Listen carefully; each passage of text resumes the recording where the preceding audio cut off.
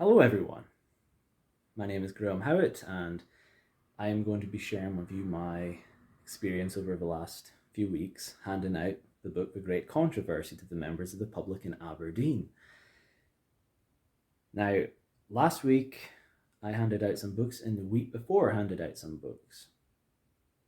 Now, that first occasion, the very first person I had happened to be a Sunday church minister. Now, that was quite a daunting thought because right away you could tell he was pretty hostile to what I believed, right, like pretty much from start to finish. And but the conversation was actually rather interesting.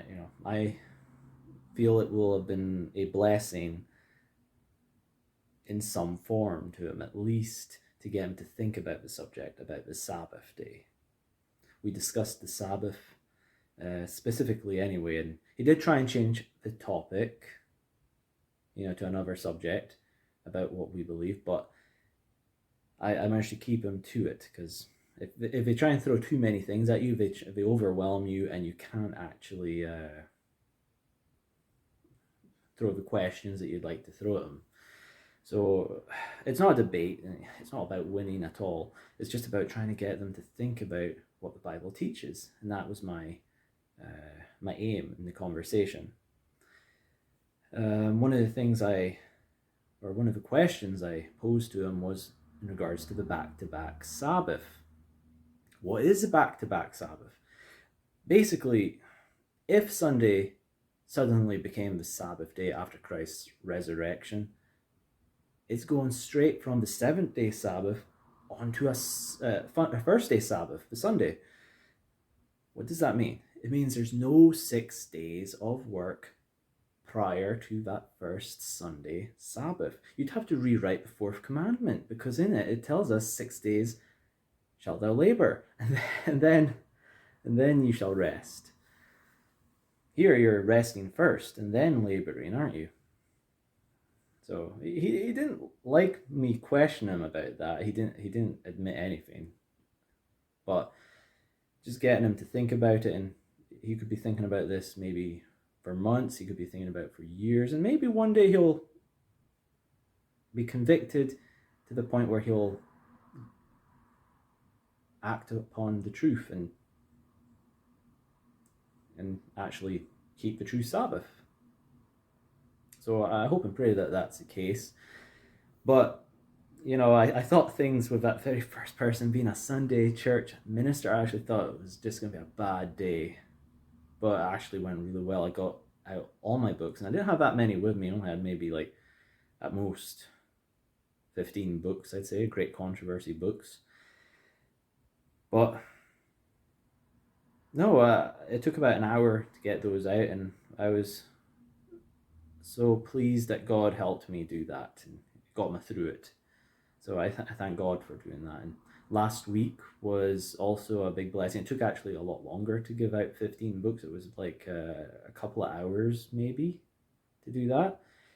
But no, God has got the books out to some very uh, interested people. Some people were actually interested, and some people were of different denominational backgrounds. Someone was a spiritualist Christian, and someone was a Baptist Christian. So I'm not sure if people were atheists that took the book or not. I couldn't tell you, but people were taking the book. So one of the things we have to remember, though, is we shouldn't be expecting, as we're giving out these books, to see instantaneous results where people are all converting en masse. Yeah, we'll see like the odd few doing so. I'm sure we will at some points. But we've been told by Ellen White that the greater number will do so, like give themselves to the truth, when they see these very events spoken of in the book taking place before their very own eyes.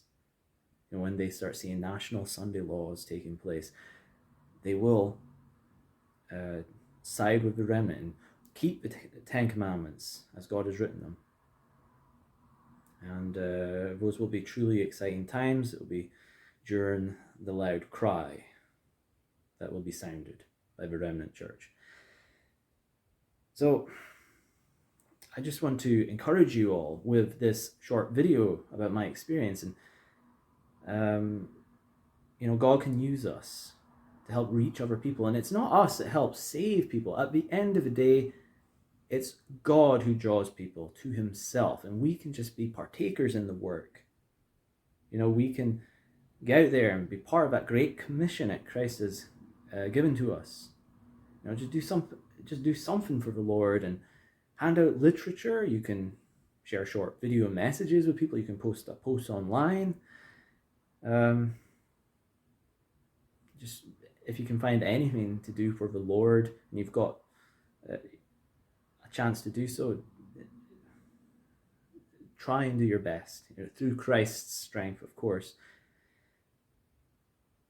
But always trust that no matter how little you feel that you can do for the Lord, it is God himself that draws people, and he can use you.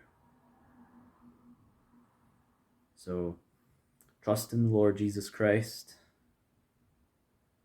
and do whatever you can for him, out of love for him and love for your neighbor.